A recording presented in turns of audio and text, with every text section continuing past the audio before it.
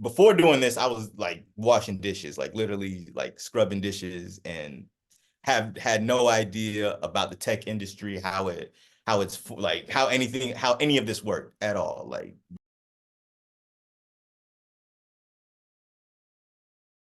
I don't think anything really kicked in or like mentally until I think once they were like, okay, here's your badge, here's your keys, like welcome to the building.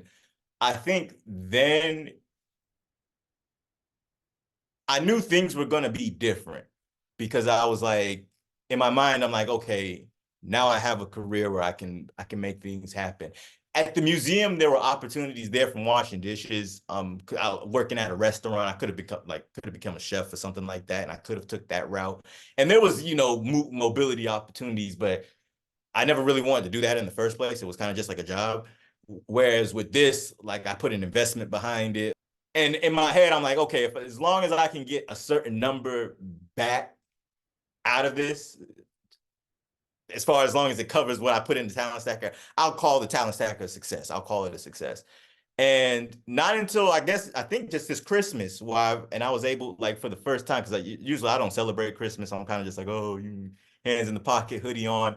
And this Christmas, I was like, you know what? Let me go buy everybody something. So I ended up buying the family stuff, and they know I'm not good for buying things, and so everybody was kind of surprised, like, why? And it's just because I have it, and I was just like, and this is like the first time where I just realized, like, oh, things have, like, I have a little bit of excess now where I usually was just like on the fringes. So that's probably been like the biggest change. And the knowing that there's, like, I'm not even at, like, I'm literally at like ground floor with it, which is like, to me, is like there's so much more headroom to like just grow in this. It's been like a game change, like literally like a life changer. Like, I wish there was better words to describe it, but yeah, it's been life changing, and I'm just now, like, even now that you asking, like, 'cause I don't really even think about it. I kind of just want to, like, oh, don't think about it. I don't want it to go away, but thinking of it, it's like, yeah, this is life changing. People have a lot more discipline than they give themselves credit for. You just have to have a good reason on why you're doing it. So that's probably my biggest takeaway from this whole thing.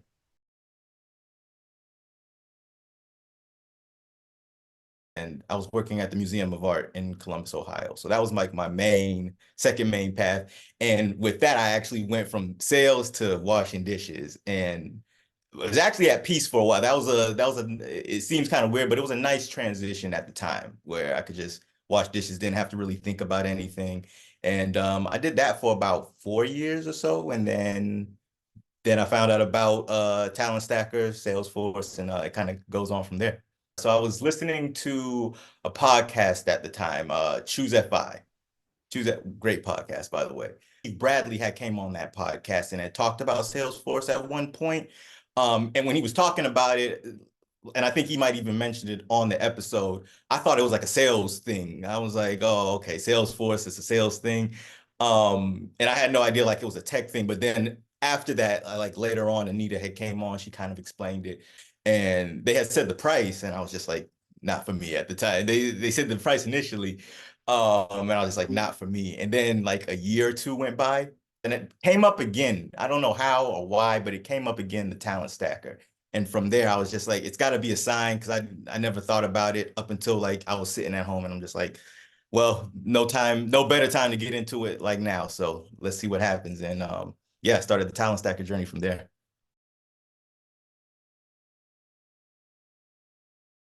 I've met like a lot of cool people just being able to like do these study groups that you guys have, like able to set up through the Talent Stacker program.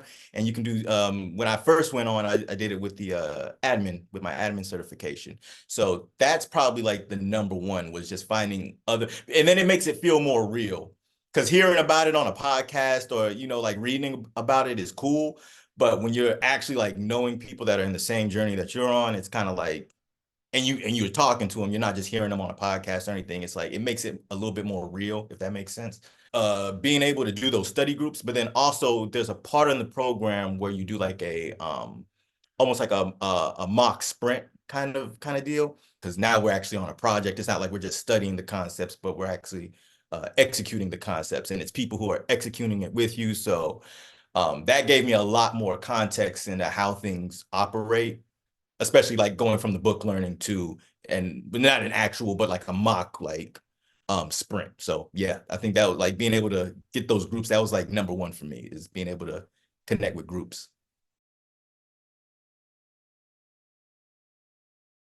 Said I kind of was just like, okay, throw the resume out there, just see what happens.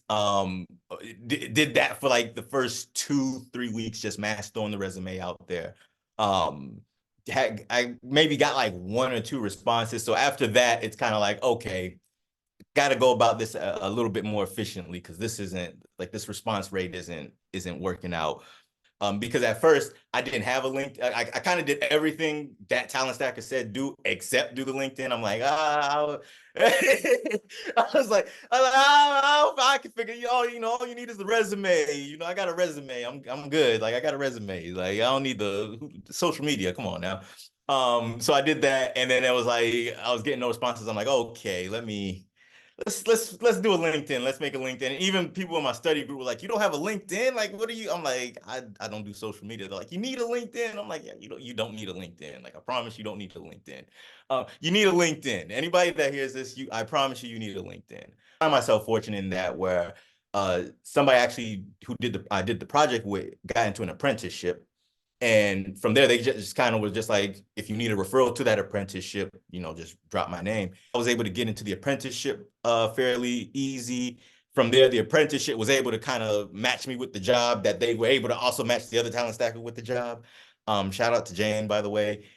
At the same time, it isn't like I was just resting on my laurels, or I just did the project and it's kind of like, oh, I got the admin certification, which is a mistake I initially made when I got the admin certification. I'm just like, oh, once you have it, you get the job. That's kind of what I'm thinking in my head. Like, and that's nowhere near how it goes. You really kind of need to follow the steps that's laid out in the program, honestly. So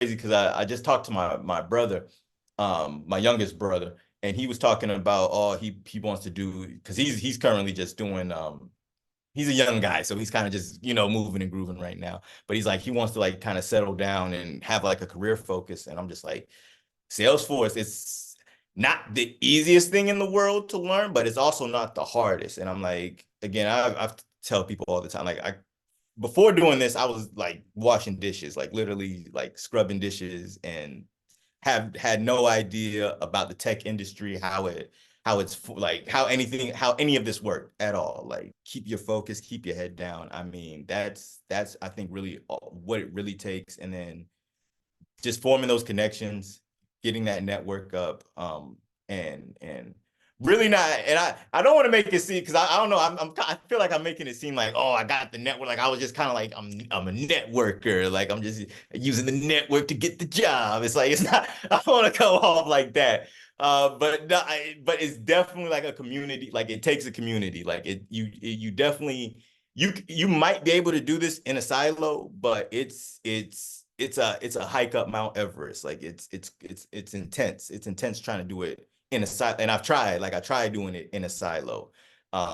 Just because I get anxiety when I meet new people, or like when I have to deal with a lot of new people. So, but it definitely, the community's great too. That's another thing. Like, you think you're going to jump into something and you're going to have, with developers and tech guys, you're thinking, I don't know, they might be weird. They might be, but it's like everybody's regular. Like, everything's cool. Everybody has the same focus.